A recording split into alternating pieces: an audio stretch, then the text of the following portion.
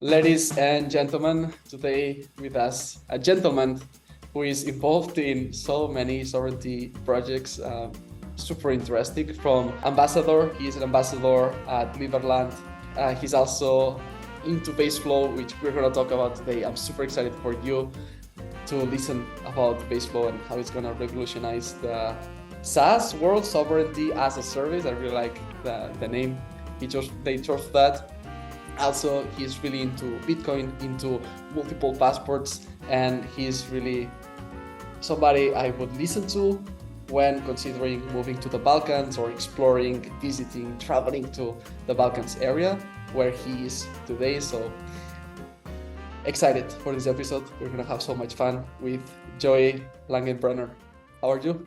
Welcome to the show. Yeah, no, thank you so much for the opportunity. Yeah, I'm calling in from this wonderful new country called Montenegro. And I actually say new because this country is new as of 2006, which is pretty crazy because we don't actually have a lot of new countries, because the newest country other than Montenegro is South Sudan in 2013. So it is exciting to be here. And we've been talking to some people here in the government, which, maybe we can get into a little bit. And so there is just so much opportunity here. It is beautiful here. Montenegro is essentially it stands for Black Mountain. So it's just these beautiful mountains that almost looks like Switzerland, but it's right on the water. So in my opinion, it's way better, way more valuable. So like everything's just way cheaper than let's say a Switzerland, and the culture is amazing. The music is great. Everyone has to come to Montenegro. It's beautiful. It's my first time been here for a week, but I mean I can go on and on about that, but I know we have tons of topics to we're gonna cover, so let's go go for on it. and on and on. Yeah, for sure. I love it, and I can see recently a picture from May 1st with the president of the Free Republic of Liberland with Bit in Montenegro together. So I'm pretty sure that you're doing great things in there. We're gonna get into that in a second. We usually start this podcast with what are the three accomplishments that you are most proud of? So Ooh. People can know a bit more about you. Can be anything. Yeah. I think the biggest accomplishment, and I know this might sound silly, especially on a podcast like this, but originally I was born and I grew up in this lovely state in the US called Ohio. And the funny thing about the state is just like 99% of people never leave the state. And if they try to leave the state, they always come back to this, because it's just kind of like a low cost place in the US. It's relatively safe. It's not horrible, but it's not good. And so people just get stuck into this trap. And it took me such a long time to get out of that. And so I got out of it, and I have over 100 members of my family still there, just every day confused, like, like, why do you leave? Like, life's not that bad here. And it's like, yes, it is. So I would say that's one. I'll say the second thing is I think one of the coolest things about just really just traveling all over the world is that you just meet the coolest people, because yeah, you could know the coolest people in your small town, but like, who cares? Like, I don't know, just like the coolest people in the world, and just having the opportunity just to have like a coffee with them, next to next to like a beautiful view, or or whatever, and just have the most interesting conversations. And I guess I'll tie into like the third one. It is just understanding new cultures. I'm not the best with, let's say, I'm like languages, and I'm very thankful.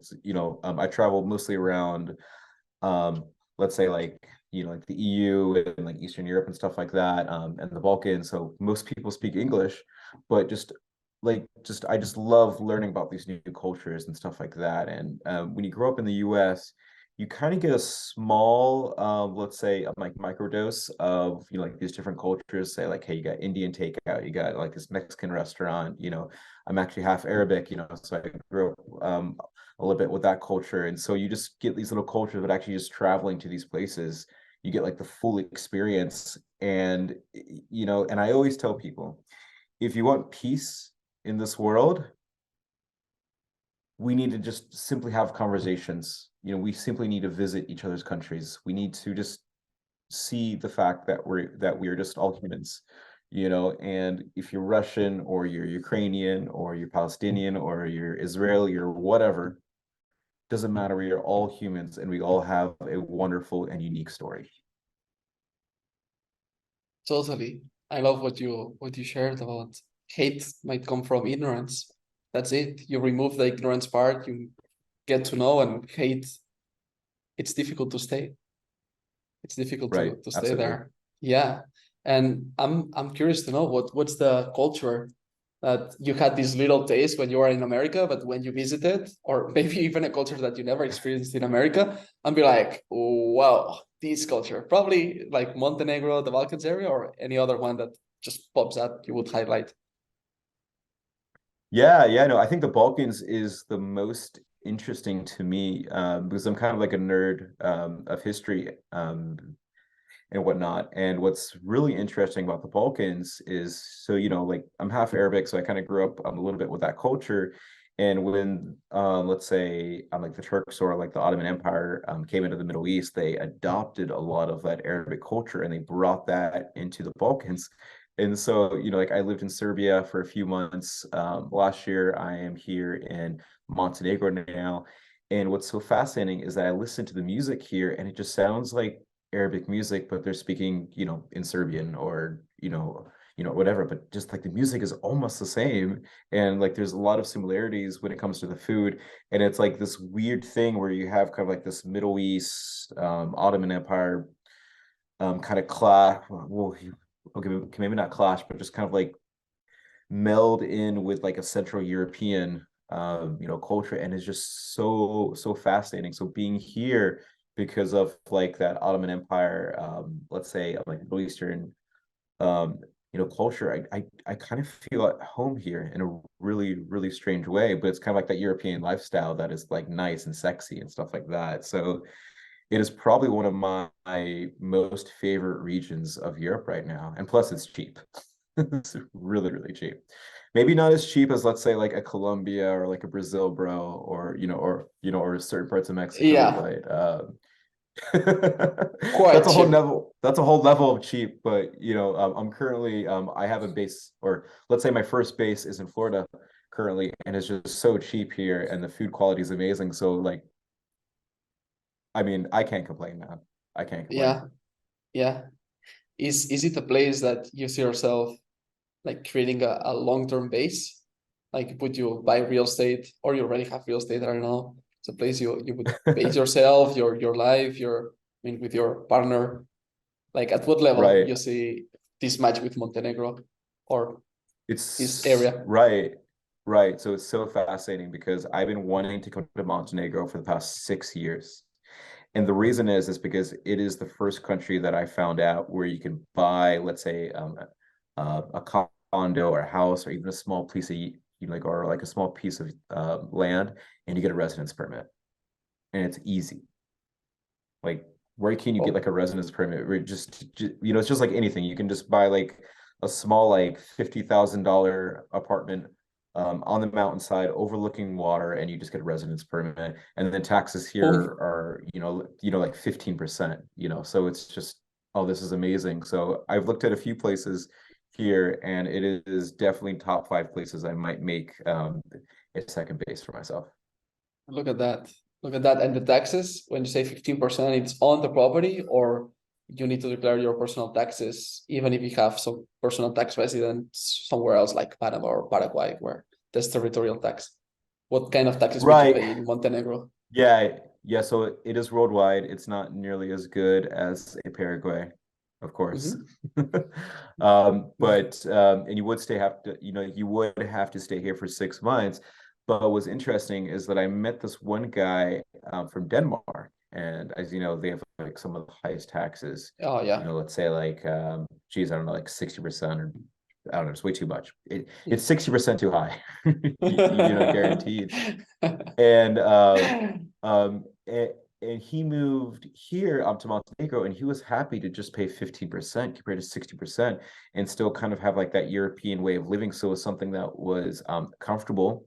And anytime he needed to go home to Denmark, I mean, it's just like it's not too far away. And so from from a simple conversation like that, I it really came to terms like, okay, so a place like Montenegro is kind of like a good like stepping off point for people in the EU, especially for like high tax places, which might be the same as, like let's say you're from the US and maybe like an easy place to go would be like, let's say Panama, maybe Mexico, but like definitely Panama, has I mean, the infrastructure there is first world. It has a lot, like it has English common law. It's very, very familiar. It's kind of like a Miami type vibe. So it's kind of like a good first stepping off time, place. So, for me, I'm like Montenegro seems like a good stepping off place. Like, okay, like, I'm going from Denmark or I'm going from Germany and, okay, I want to get out of the EU, but like I'm kind of like I don't know, maybe moving down to a Paraguay or going to like Vietnam or might just be a little too extreme for me. But it's like a good like first place that I can go where I can have like my European standard of living, and the sexiness of that. But I'm outside of the EU and I'm paying only 15% compared to 60%. So like I think it's really good for people who are in the EU, to be honest. Yeah, checking it here in the map because I located there in the east, but it's like, where's Montenegro?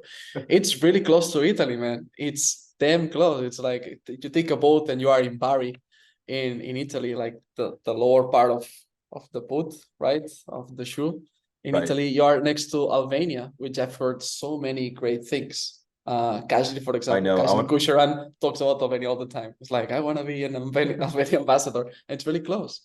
Yeah. Have you been to Albania? I have not. I Okay. really want to go. They say it's cool. I know, I know. I've heard Albania is even cheaper because Mm-hmm. here in Montenegro they actually use the euro. So it's Mm-hmm. cheaper, but because they use the euro, it's a little bit more expensive. Mm-hmm. Very similar to if you go to El Salvador, they use the US dollar, so it's actually a little bit more expensive that way. But in Albania, Yeah. they have their own currency, so it's super cheap. The Mm-hmm. beaches there, from pictures I've seen, look a lot better. Mm-hmm. And for me, it's kind of just like kind of like a unspoiled on like coastline in Europe. So it's like there's tons of Yeah. opportunity to like build really nice resorts and stuff like that. I think like Albania is just going to be like some of the best like beachfront like Yeah. investment in all of Europe. Yeah. Yeah. Yeah. I need to look more into it, but also besides what you're saying, some digital nomad visa going on there, something like that. I've heard it's like interesting that could attract a lot of digital nomads going to Montenegro, to Albania, especially if they can take literally half like 30-minute flights. It's like a bus to Italy or like to Greece, which is really, really close as well. I'm taking here is like you could be in Santorini, you could be in any of these islands, you could be in Malta, you could be in Cyprus even. You go a bit farther and boom, you are in Cyprus, you are in Turkey. It's like very, very well placed. The only thing is, have you been to Kosovo? Because I've heard like Kosovo, it's a big. There are some wars going on in there. So being a neighbor country, how do you think it might affect the reputation or the the I mean, I mean, eligibility I, of Montenegro? I think where Montenegro stands, and where Yeah. Kosovo stands, is there's definitely a complex like situation between Kosovo and Serbia, and I personally I don't want to get into like the politics because I'm sure like the comment section will I'm like blow up with that. But when it comes Yeah. to like Montenegro, what's so interesting is on the Montenegro, historically it's been, let's say, like the Switzerland of the East. So essentially, like you would have like a lot of Russians, like a lot of like Central Asian.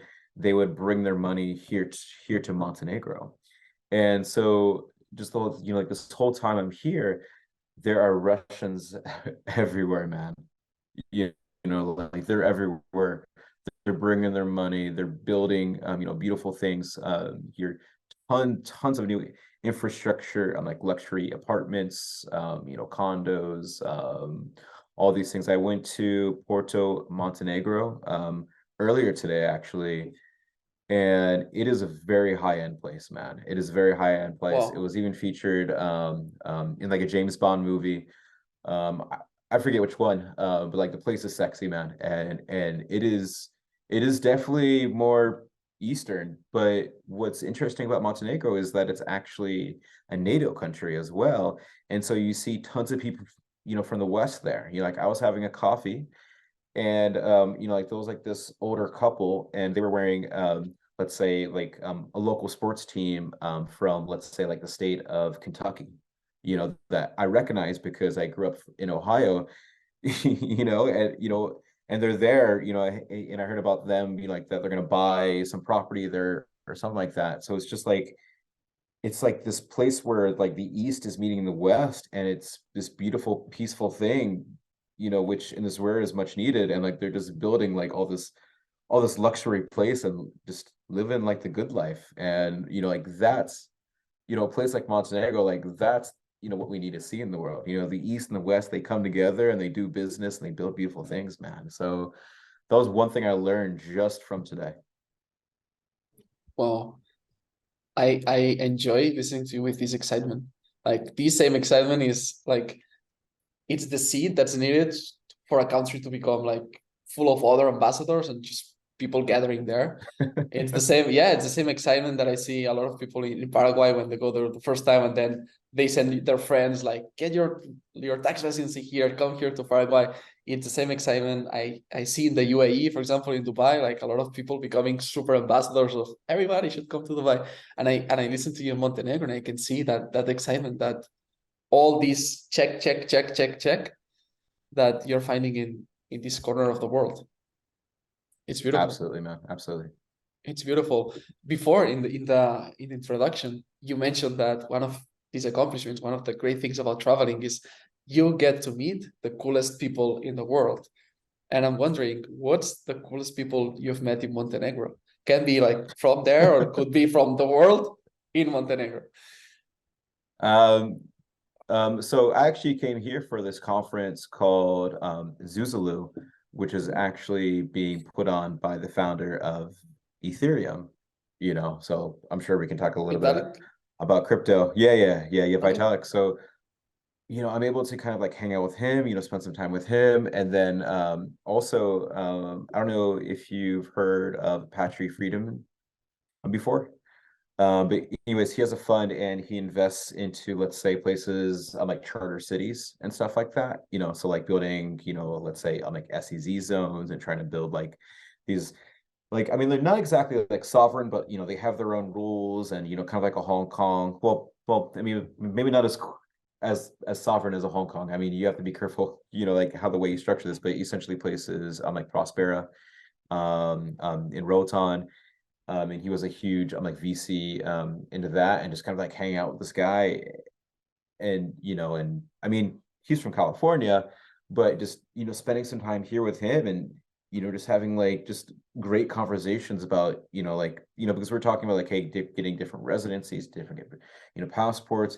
Well, what if you can work on let's say on like jurisdictions, like within on like these legacy states where you can thrive, or let's say like the taxes are way cheaper, there's not a bunch of like red tape and all this BS involved, and you can build way more in like like a small like charter city like that, just like Prospera, then let's say if you try to go to Paraguay and you try to like do like a I don't know, try to get a building permit, and you have to wait a week, and maybe have to talk to someone and say, hey, like get this guy a permit, just like dealing with like these legacy states, and they're able to just move way faster, with their own like processes and governance and like lower taxes and stuff like that. So having those conversations like with him and a few other people has just been absolutely amazing, man. Like, because I think that's one thing that a lot of people kind of like in our industry don't necessarily talk to a lot. Like where are like the jurisdictions where, okay, yeah, there's zero tax, like let's say like a Paraguay or the UAE, but like where can you just get business done faster, and that's like a whole new world. And so like this is something that we need to start bringing in. So anyways, I can go on and on about that, man. Oh, please, let's go on and on. Like, let's keep talking about this because it's so exciting. And again, like when I see like all these topics that open up, it's like, oh yeah, let's pull this thread. Let's pull this thread. Yeah, totally. I agree with you. Some of the but of Latin America is it's slow to do business. Like you go to Brazil, you go to Colombia, you go to Paraguay, and you don't have the speed you have in the US. You don't have the speed I've seen in many places in Europe, and haven't been to Dubai yet. But I see the development of that city and all the things that are going on there. It's just like crazy. So it's totally a valid point. It's sometimes, yes, it's important to save taxes, but I mean, why don't we also focus on making more money, like a ton more money, and build and create something that it's really valuable. And it seems like in Montenegro you can find this speed and these people gathering. Like if Vitalik can be anywhere in the world and decides to organize something in Montenegro, right? Why Well, is it? yeah, Was it in yeah. Montenegro So the thing? yeah, yeah. The So event? Yeah. so yeah, yeah, yeah, right, right. So it's so Mm-hmm. funny because actually I think it was like the foreign minister actually gave him um a passport to um, like Montenegro. So he's a citizen here. And so, I'm sure he has direct connections to the president or whatever now. So I think there's going to be some interesting things on the horizon for this country. I can't say anything more than that, but a country just won't give just let's say, hey, Vitalik, like this crypto nerd, on like citizenship. So I think there's going to be some special things going on here, and I think you just kind of have to like just follow up on the news here and remember this conversation, to all your listeners. But like Montenegro, there's some pretty sweet things that are coming on board. Hopefully, I Mm. mean, I'm not going to count my chickens before they hatch, Yeah. Yeah. Yeah. Yeah. which is saying we have in the U.S. But I think there's some sweet things coming here, man. That's all I can say. Yeah. Yeah. I totally see it. And what was it like to talk with Vitalik? Like, what's the energy you felt there, or was there something valuable that you might share from that exchange? That's one part. And the second is, what else did he talk about besides crypto? I'm also really interested in the other side because I only associate him with crypto, crypto, crypto, and what else is in his mind, if there's something you also want to share. Right. I think the first thing to really emphasize whenever you're talking to someone, let's say, that has like such a huge profile, like him, is that he's just another human being. People get nervous or, it's just like, Yeah, man, hits and I've boops and met, sleeps. Yeah. right, right. Like I've met a lot of famous people in my life or other diplomats or presidents or prime ministers. I'm like, man, like these people are just the same as me, so like I think that's one thing. So you can necessarily, like you can talk about anything, with these people. If it's worth their time, because they're busy, that's a whole nother question. But yeah, I mean, he could essentially just talk about anything. Because we have like some AI stuff we're talking about here. We're talking about like network states. We're talking about, passports, visas, and stuff like that. One thing that was very, very interesting that came up in this conference in particular is that there were a lot of people who we wanted to, or sorry, not we, but the event organizers, they wanted to invite to speak at the conference. But and a lot of these people were actually from like, let's say places like Uganda and like Nigeria and places in Africa where like they honestly have terrible passports and they just couldn't make it, just because of the passport. Like they had like they had enough money to buy the flight, they're not poor or anything like that, like they got good businesses, and they just, like they can't come into Europe just because of their passport. Some of them were able to make it to Turkey, but they can't leave the airport and come here to Montenegro. And for me, it's just like, oh man, like they need to get, like they need to get like a second passport so they could just like boom walk into Europe, because just because you're born on one continent or in like one country, man, like we really have the right to just travel wherever we want. Like as long as we have the money to do it. I think that's a way to like self-regulate over immigration. Um, but I mean, we as humans should have the right to travel, and I think that's my biggest thing. Where how I got into like this whole passport game is just we should have the right to go places. And Vitalik was bringing this up, like, man, I wish there was a solution to this. And I'm like, hello, I'm right here. Yeah. Because like they don't think about it because, he has a Canadian passport, he has a Montenegrin passport, maybe he has more, I don't know, but just like, hey, like you can't just have one passport. You need two passports because if you have one passport, it's just like having zero passports. If you have two passports, it's like having one passport. If you have three passports, it's like you have two passports, because one country can always take it away, or you might just have like a really terrible passport. And yeah, I mean, again, I can just kind of go on and on about that, but I mean, like that was like my biggest reason why I got into this whole passport game. And Vitalik is just like, they're like, oh wait, like why can't they come? Like that doesn't make any sense. And this guy's a smart guy, and he's just like, he was like visibly upset. I'm like, there's a solution to this, man. Like, Yeah. like these people could have all the crypto wealth, on the, like, yeah, no, like they could have like $20 million in Bitcoin or Ethereum, but sorry, you can't come to Europe. Yeah. Then it's when you realize what these numbers on a screen if it does not give you the right to do the things you want when you want to do those things, right? Right. So yeah, whoa, such a great opportunity. And this, of course, it's very well tied with Baseflow, which is the solution Yeah, you want to bring to the world, right? Tell us more about absolutely. Baseflow Yeah, yeah, and how yeah. you got So into that. Baseflow, Yeah. yeah, sure. Yeah. So Baseflow is sovereignty as a service. I came on board just like a little bit ago. So I'm kind of like the new guy here. Our founder, Alejandro Ricuso, which you have to bring on your next podcast, man. Yeah. He is just everything, our values, everything is like so in line, and like this guy is just amazing.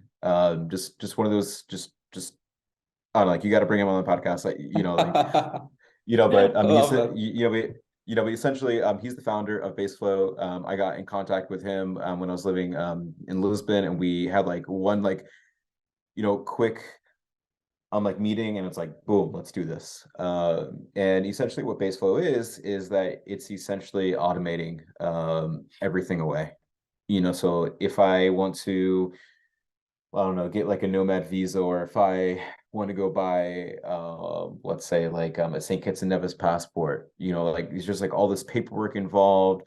Like sometimes you have to go online and say, hey, like like and like CBI, which stands for Citizenship by Investment, like St. Kitts and Nevis, and then you get like a list of maybe like 20, 30, 40 agencies, and it's just like, which one do I choose? Because like they all have different costs, because like if you go with, let's say, like a Henley and Global, these guys are like, like the VIP service, but they're going to cost, probably too much because, like they have more fees. Or you can go with like, let's say like a smaller firm, with like a, like a few like friends of mine, and like they'll charge a lot less, but they might not have all the government connections and stuff like that. And so essentially what we're trying to do is trying to get all those connections and just automate it, because and we want to make it seem like just so, I don't want to say easy, because like that's used in our industry like way too much, like, oh, easy nomad visa, or like easy passport, because like none of this is necessarily easy, but if we can just essentially just, I guess, make it easier. I mean, Or I guess there's smooth, no way. smooth, Yeah, smoother, smooth. Okay. right? Yeah, no, smoother. Seamless. Yeah.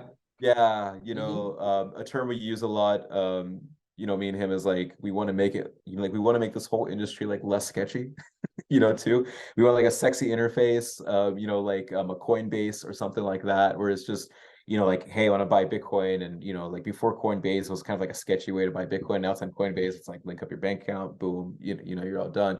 So we want to have just like a seamless thing where it's just everyone's doing it. It's you know it's smooth, and just everything is automated online, so you don't have to deal with just a bunch of like stupid paperwork. We'll like assign a lawyer straight to you, so you don't even have to like, okay, I talked to this lawyer and this lawyer is saying this, I talked to this lawyer and this lawyer said something totally different, and stuff like that. And we're going to keep up to date on all the newest trends and all the different like requirements. So it's a big job. We have a big vision. But like Alejandro is an amazing founder, and it's gonna be sweet to be like working with him. But yeah, but he can go on and on about that because I'm sure he'll just want to talk about that. Oh, for sure. And I already listened to an hour and a half interview of him talking about Baseflow, talking about like how it was born. Super interesting. Like, I think it's gonna be a great episode for sure. And I can also see that not just you are automating everything with humans, but you're also onboarding superhumans. I'm talking about AI here. And this breaking news, something you posted on April 27th. Breaking news, we just launched on Product Hunt. It's an order for Baseflow to bring you the world's first AI-powered tax and immigration advisor. Tell us more about that because it looks very exciting. I mean, you just reading it now just makes me even more excited. But with all this new AI technology out there, why do you necessarily have to spend tens of thousands of dollars in essentially asking someone like, hey, if I move to Paraguay, this and that, or what if I set up this, or what am I do this, or like, hey, I'm a US citizen. What's my tax obligations if I become a tax resident in Spain? All this kind of stuff is just all the information is free on the internet, and we can just point to those sources and have AI just make it nice and simple and just kind of chat. And what the beautiful thing about this is that this will make this way more accessible to people who don't have like tens of thousands of dollars for like consulting. Because if I go to, like these bigger firms, like, and like sit down with them, like, geez, like they might be, charging me like 250 or $500 an hour, and sure, like that's a good rate for them, for learning all this stuff. But I mean, if we can make this more accessible to just everybody, um, and of course we'll have a little cost to it, like nothing's free, but I think like this is the biggest vision like for Baseflow is that we want to make things more accessible for like, let's say like the average Joe, and make it not seem like super sketchy. Just, like we want to make it like a Coinbase. So yeah, I mean, we want to make things like just way more accessible. I mean, I can say that over and over again, just to really push on the point. Because if you want to get like a second passport, you want to move somewhere, it just seems difficult, man. And we just want to make it easy and just have everyone be sovereign, Totally, especially on these times where sovereignty is not going to be a nice to have, but or you have it or you're going to suffer. Right. All right. Yeah, So absolutely. Beautiful mission, totally. And also like, I mean, I've studied different business models and I know that SaaS, when you scale it, when you turn it into a com-based science, it's just like, yeah, it makes a lot of sense because you are helping much more people and you're making even much more money than all these small firms charging a premium, but just working with a few hundred people when you could be working with millions of people, right? So Right. it serves both, like the funders, they can get like good amount of money for then creating a new program or reinvesting on your business on Baseflow to make it even better and better and better, while you help more people, so you gather more community instead of just working with 10 people every month or 20 people every month. All right. So you can gather like actually sovereign individuals, like critical mass. And man, it's a beautiful mission. It's also like saves time. And people, what we value the most, I think the more you go up into wealth ladder or priorities in life, you realize, man, time is the most valuable asset. So a business that saves me time and hassle, it's like, where do I sign? Right. So when I saw Baseflow, it's like check all these things. And it's so funny because so my mom actually I think got the whole traveling like bug from her because she's actually a travel agent. And you think about like a travel agent, I mean, I can go online and book my own hotels Mm-hmm, and mm-hmm. flights and all this thing. Like, why do I need a travel agent? But so when it comes to like these consulting agencies where you're like, hey, you paid $500, for a consulting call, there's still going to be a huge market for that, for like, say, Yeah, for people who have like a little bit more money yeah, and like they want to speak to a human and they don't want to talk to like a robot. It's like there's like still like so much opportunity in that world. So it's like, we don't necessarily want to come off as like we're trying to like compete with everyone else, because like there's so much market share yeah. in this game, and it's growing. Because I remember during COVID, when I really started to be vocal about getting like a second passport, and I was just talking to normies. I was living in Florida at that time, and which, I mean, COVID did not exist in Florida, but I mean it did, but anyways, Uh-huh. I was just talking to like completely, like all these normals about, getting like second passport, and they're like, yeah, I think that's a really good idea. And I'm just like, whoa, dude, like I'm just chilling at a bar, going to a restaurant, and just like these random people in Florida, just like, yeah, that's a good idea. That makes sense. That's when like I was just like, all right, something's coming, man. Something's coming. Like there's, I don't know what, like what is it, like 7.5 billion people, maybe 8 billion people. Geez, I don't know. Like Yeah, yeah, yeah. there's so many humans on this earth, like all of them need second passports. All of them need a better Yep, tax residency. Like this is totally. growing. This is, I think, the biggest market. Mm-hmm, Like, so like there's tons, go around, and if we can, like we really need to work together, and mm-hmm. yeah. There's so Anyways, much man, I can market go on and share on about for everybody. Yeah, I totally that. understand. And from this curve, right, from this graph, this adoption curve, we are just getting started. We are in the very beginning. We are not reaching like all these, but comments like what you say, like people are starting to accept these as normal. Like talk about this like 15 years ago about getting second passports, or even not 15 years ago, just pre-COVID. Talk about getting second Right. passports. It's like, what's the need? Why? Why do I need a second passport? And now it's like, oh, I see. So I can totally understand that. And also another consideration is if Coinbase, like what you said, the sex interface, etc., was the only solution people were looking for, well, they would just be a monopoly. They would be the only one in the market. And there are still hundreds of exchanges that are alive that are not Coinbase. So there can be base flow, there can be like the agencies, the boutique things, right? So it's Oh market yeah, for everybody. Yeah, for sure. absolutely. Very, very Yeah, no, we just want to interesting. target, Yeah, go no, ahead. we just want to target, you know, like people that like might not have enough money, Mm-hmm. to like work with like these consulting agencies, because like Yeah, they're not working with like a Henley and Partners or like a Nomad Capitalist, because like they just don't have enough money. But if they go to Baseflow, it's like, hey, I have that much money, because like we can make yeah. it just way, way more cheaper. So it's like it's bringing in so, so much more Mm-hmm. market into it as well. So Yeah. we hope that we can work well with these agencies and stuff like that. And yeah, so I don't know, like I'm just super excited like with like the space is going in general. So Yeah. Yeah. Awesome. And are you based somewhere with baseball? Like Montenegro, or it's just remote?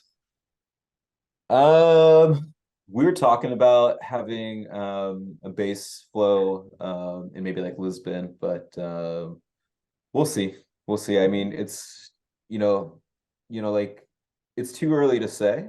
Mm-hmm. I would like a base flow in Montenegro as well, and maybe we'll bring one down to Paraguay as well. Mm-hmm.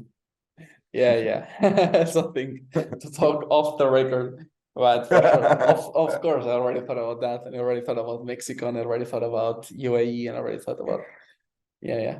So cool. So cool. We get to know more about base flow. It has huge potential.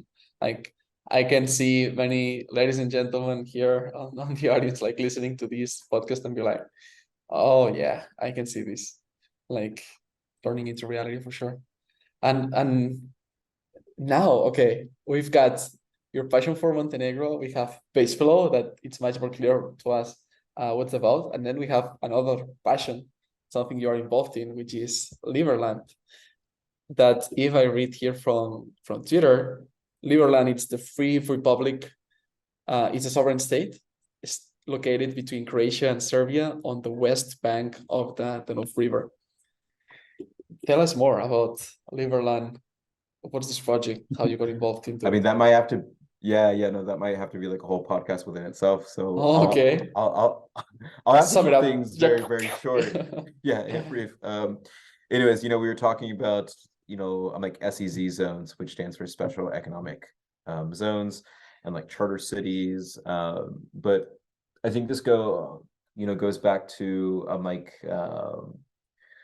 when I was younger, I would study like these like small jurisdictions, let's say like a Monaco, a Cayman Islands, a Liechtenstein, a Singapore, a Hong Kong. And I'm like, dude, these places are wealthy, super wealthy. And like you're like, what's going on? But you like, I'll look at like a big place like let's say like Russia or like China, where there's like so much poverty, or like a Brazil, there's just like so much poverty. And I'm like, man, like what if like the US or Brazil or like these places just like split up and had like smaller jurisdictions, and and these jurisdictions like decided on what they want to do for themselves and stuff like that, and they would be able to like prosper so much. But obviously that's way too much, like that's way too like controversial, and they'll never happen.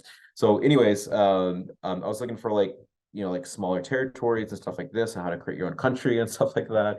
And then I came across like this, like this Liberland project where there was just like land that was just unclaimed between Serbia and Croatia, which, believe it or not, it's true. It was just simply like a border dispute between Serbia and Croatia, when like Yugoslavia fell. And why that is, I mean, I'm like your listeners can kind of like research on why that is, because that's a whole nother conversation.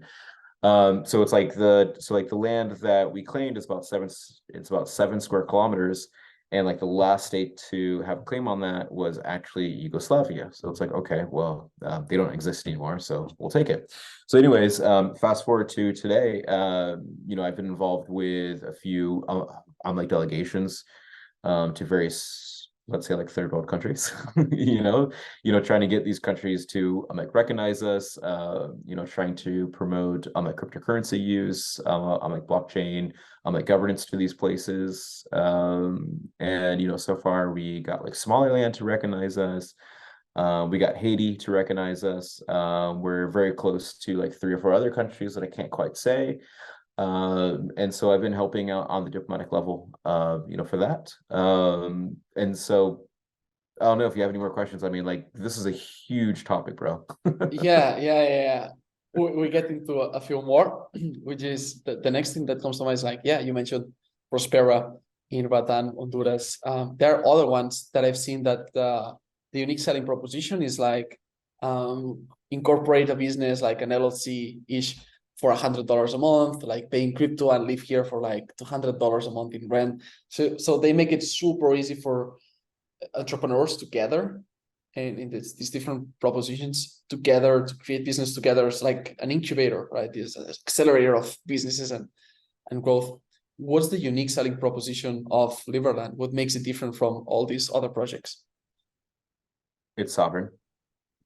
Okay. Yeah. So, like, for example, if you have like a Prospera or whatever, if they had, if they get into an issue with like the Honduran government, like they have let's say, a monopoly on violence. And so if the government for some reason just didn't want to abide by like their contract with like Prosperia, and didn't care, like they can come in and just get rid of everything that they like worked hard from. And just like the idea of something like that, happening to such a successful project, because I'm like, I always tell people like Prosperia is like the coolest like charter city. Like those guys are amazing. They're the most successful project, but they're not sovereign.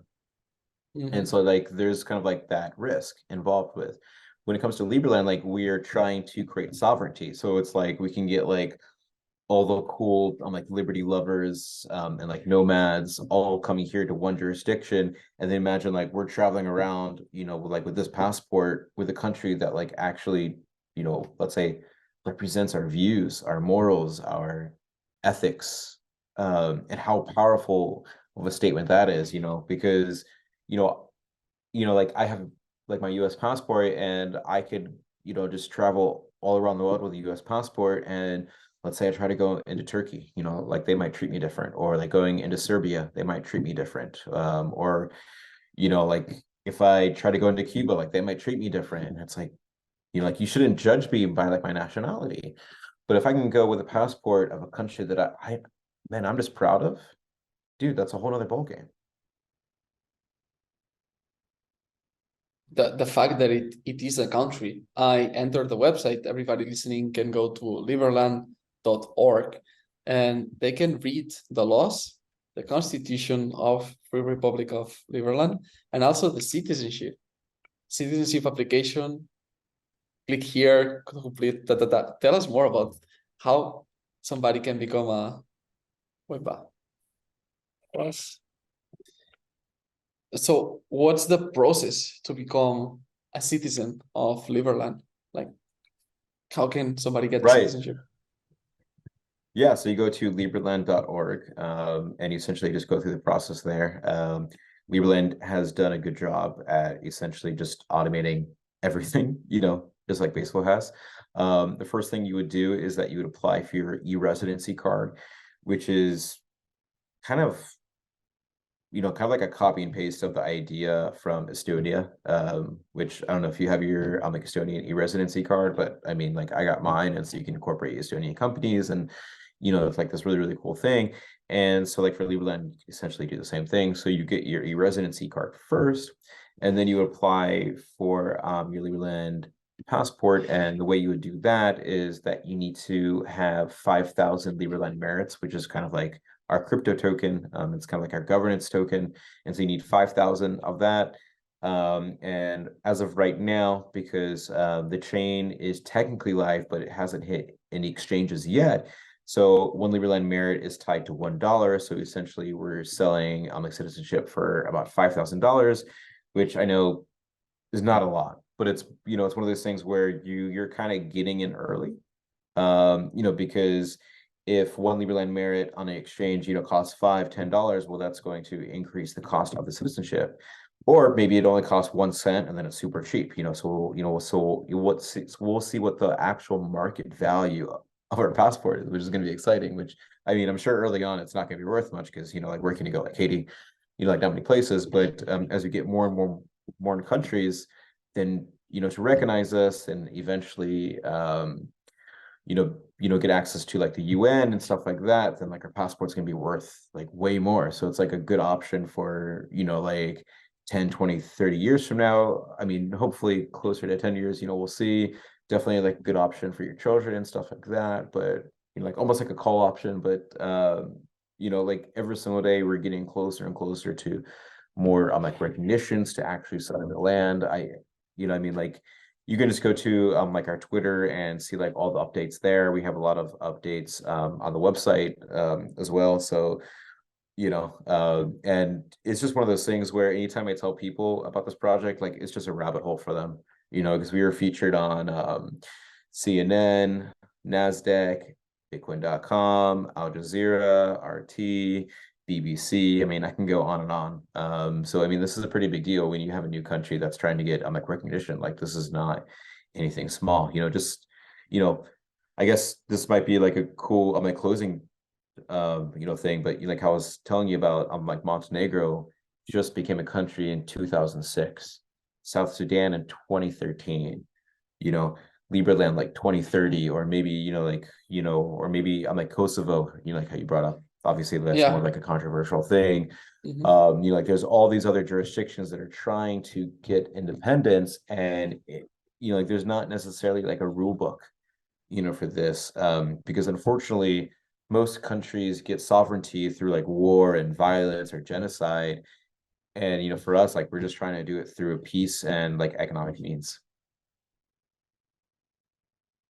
Yes, actually, the motto of Liberland is to live and let live, right? So it also shares the values of the country that actually when I go to the about page and I see that the area of the country, it's 7 square kilometers, which is a tiny country.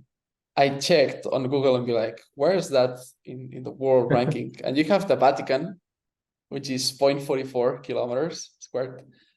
Then you have Monaco, which is 2, and then you have Liberland, which is 7.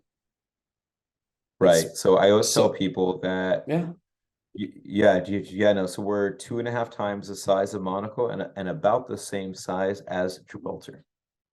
So Yeah, like it's big enough to make a city. yeah, exactly. You have Gibraltar with 6.8, so it's very, very, very close to that. It's Right. incredible. How did they claim it? We have the story here, but how did they claim it, and how also did you see the opportunity of, oh yeah, I want to build with these people? Like, what got you? Yeah, I mean, I mean, like growing up in the US, we learn a lot about let's say like our founding fathers, right? And like the struggles they went to, essentially like start a new nation called the United States of America. And so just like the idea or just like the thought of like, hey man, like I could be like a founding father for like a new country. Like, first of all, like that's cool. Second of all, like, going into like meeting some of the most interesting people in the world, like I have met the most interesting people in the world, if it's presidents or ministers or prime ministers or other like diplomats, our president, other people involved, because like there is like, first of all, like the craziest people involved in this project, but like I say that in like the most positive way possible. Like these guys like have huge visions, like, dude, like we're gonna start a new country, like and it's like hanging yeah, out with people with like that kind of energy, like they're interesting, man. You could have some, really, really cool and fascinating like conversations. And it's not for the faint of heart either. When it comes to like the struggles of starting a new nation or trying to be sovereign, getting a new passport, residency, leaving your hometown, like, when you said like, hey, what's your first accomplishment? It's like, man, like I left my home state, you know, and it might sound so silly to like a lot of like your listeners, because like I'm sure they're hanging out in Colombia or Brazil or Paraguay, or and it's like living up life, but it's huge, to just leave your hometown, and just get out your front door, leave your family, like leave like your childhood friends behind, and just go meet the most interesting people, try to build like the most beautiful things, try to create sovereignty in this world, because in a world where we had crazy lockdowns, we have crazy taxation, all these things, like it's scary, man. And this is our way to fight back in a legal way, which is important. Like there's legal ways to do this, and I mean, like, what other choice do we have? We have to fight for our children, you know. yeah, totally. Do you have children, by the way, or will you? No, not yet. Not yet, but willing Absolutely. to? Yeah, yeah. I want to, and I'll probably go down and have them in Brazil. Ah, nice. Yeah, so optimizing for passports already. That's a whole nother conversation. Of course, like I wouldn't expect anything else from you. Like, of course. Yeah, and going back to Liberland for a sec, from the laws, from the constitution of Liberland, what are the values from this country and from all the people that you talk to, and the founders, the visionaries? What are, let's say, the three values or the three laws in the constitution that you'd like to highlight for everybody listening? Well, we have more than three laws, which is definitely very controversial among a lot of our citizens, first of all, if that kind of gives you an idea. But kind of like the broad idea of Liberland is more kind of like a anarcho, like capitalist like type of political views, let's say, or let's say like a more like palatable like version of that is like libertarianism, or like classical like liberalism, stuff like that. But essentially what that means is very liberal social and economic policies. The word liberal, if you talk about that, from like someone in the US, it's not necessarily always bad, but in this sense, it's just mostly just small government. We will not have worldwide taxation, and we will not have a territorial taxation. We will have a voluntary taxation, which means like the more taxes we give, the more shares we have in the country, which gives us more of a voting kind of like in a corporate way, which is a whole nother ball game, for countries and stuff like that. We want to make you feel like you own a part of the country. So I know I totally didn't answer your question there, but like for like three laws, Go but I ahead, mean go just go to ahead. Yeah, liberland.org and we are getting but yeah, I the mean idea. I guess like like I can name some, like freedom of religion, is one. There won't be any laws against the use of drugs or anything like that, or anything that's, let's say, like taboo, as long as you don't hurt other people. And of course, there's no taxes. You know, I think Yeah, those are kind of like the three things. yeah. Yeah. Would you say that the biggest challenge right now is getting the world to know about Liberland and start accepting it as a country? Or do you Yeah. face more challenges besides that one? I would say it's very challenging because you're going up against like these legacy nation states. Mhm. So it could be very controversial, because the world in general, let's say like these UN bodies, they don't necessarily want change to borders. They just want everything to stay the same. And so like that creates some conflict as well. So it's tough, but it's one of those things where, like, I mean, like, dude, like this land was unclaimed, so like, cool, it's ours, and we'll build like a It's beautiful ours. city. It's beautiful. You know, I mean, no, like that's exactly how it happened. They just went there and stuck a flag. I mean, like it's not like this like crazy like sexy or like heroic story. It's like, dude, It's yeah, no, ours. like yeah. Yeah, totally. Let's go there. But how cool that somebody took the time to explore what part of the world had land unclaimed and just like claimed it. Yeah. So if you want to talk about real sovereignty, I mean, like Mhm. that's real sovereignty, because like when you have sovereignty over land, which means like a monopoly of violence on that land. Um, but like it's a country that you have shares and you own, kind of like a company. I mean, it's a whole different ball game, and that's what we hope to explore. Yeah, beautiful. And currency right now is crypto, or is there any? There I is mean, you no said the token, legal. right? But Yeah. But that's only if you want to do like voting or anything on our blockchain, which again, that's a whole okay, other conversation. But anyways, we don't have any legal tender law, so you can use euro, you can use dollar, you can use beautiful. gold, you can use Bitcoin, you Literally can use freedom, freedom stones, of whatever. currency as Yeah, well. Yeah, of stones. exactly. And I think that's key. Yeah, I see. Wow, I'm fascinated. All the topics is just like a mix of everything in this conversation, and it leads to, as you mentioned, like could be one podcast just for each one Right. of these topics. And yeah, we're Having this getting to conversation. yeah, Oh, go ahead. no, no, so it's funny, Go like ahead. having this conversation and me being involved with like so many things. I'm just like, man, I need to hire like a virtual assistant or like some kind of like assistant to like help me out, because I'm just like, like before we started this Yeah. podcast, I'm like, you're like, hey, how's your day? I'm like, man, I'm busy. After this, like, I got stuff to do. Like, I'm busy. Yeah. Yeah. I mean, Friday night and you're recording this is like it's such a And I'm blessing gonna that work we for have another this, 4 hours. So this it's, opportunity.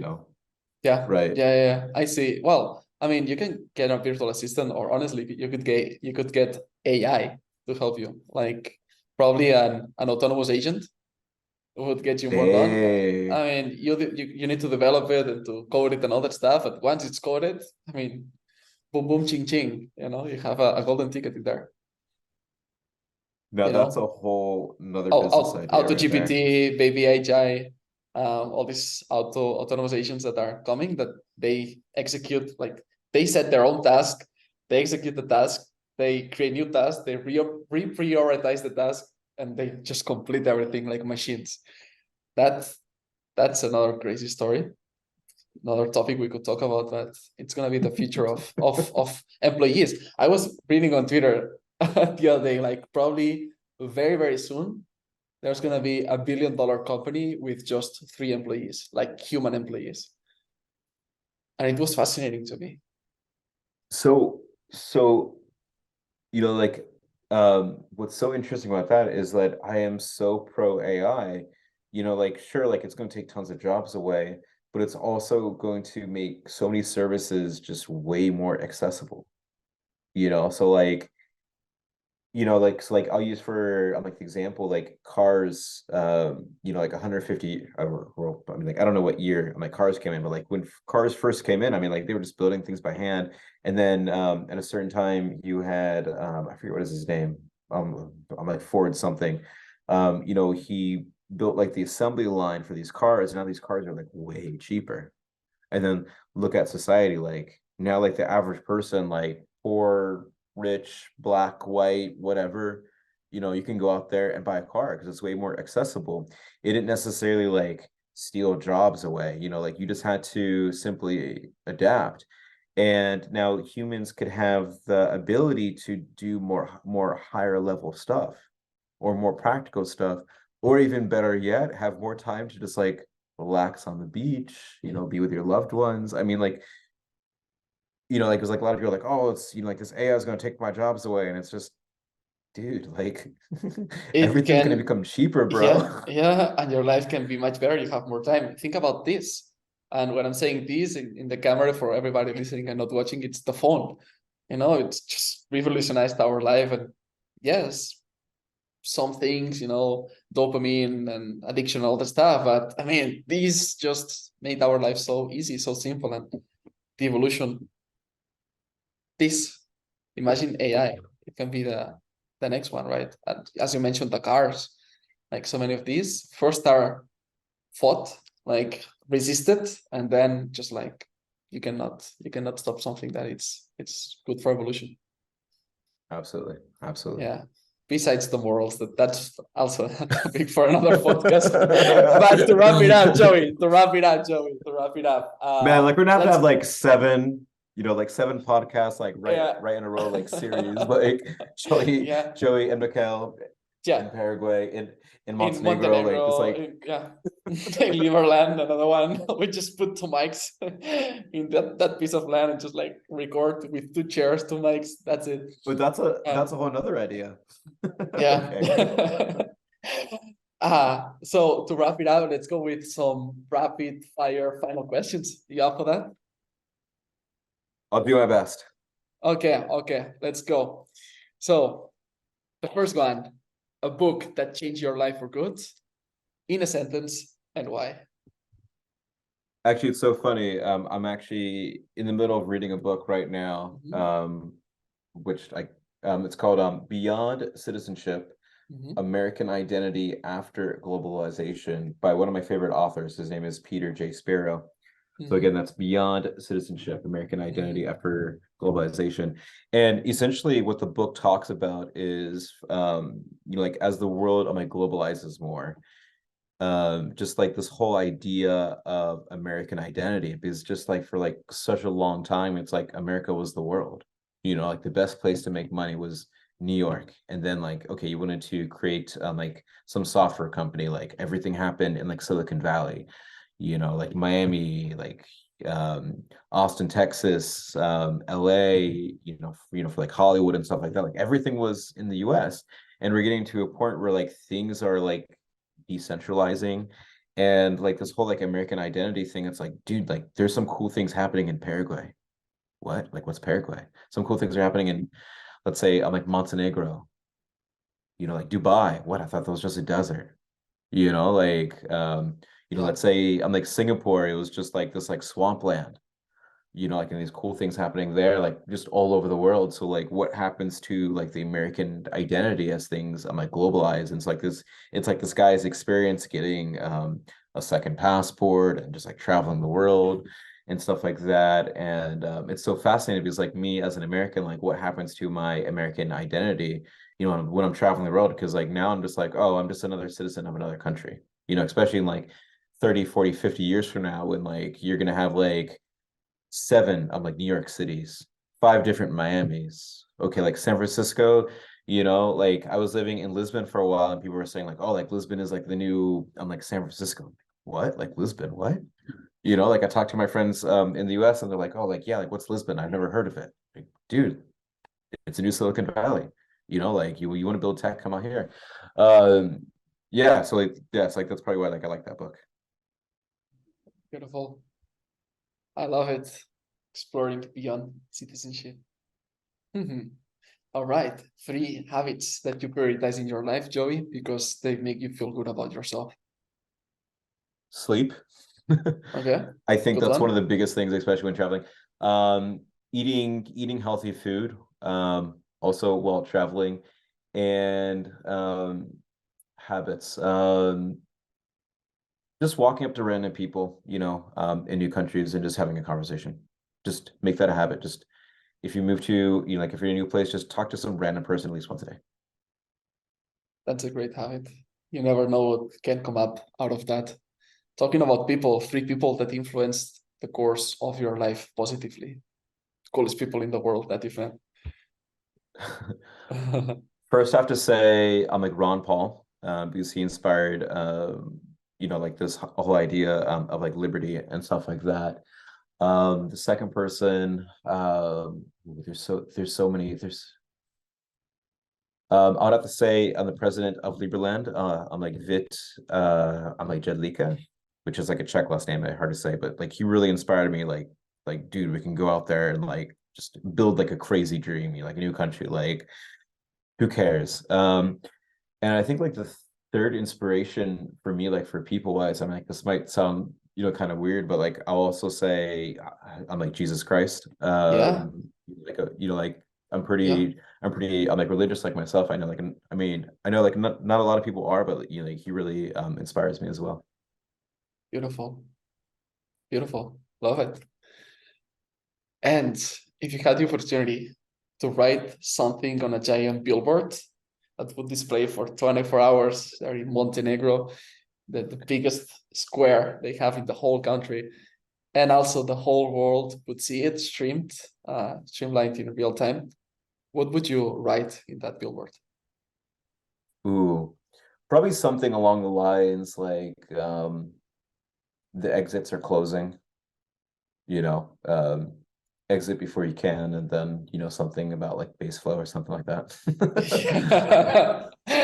Love I have to it. make it into an ad. I mean, yeah, inspiration and business at the same time. Good one. Good one. I'm a All capitalist, right. man. Yeah, yeah. Let's make the most of those 24 hours, right? This giant billboard. Yeah. All right. And finally, something that you already answered, but you have an opportunity to add another person or a couple people. Who would you love to see in this podcast next? Who should come besides Alex, Alejandro from Baseflow? Anybody else in mind?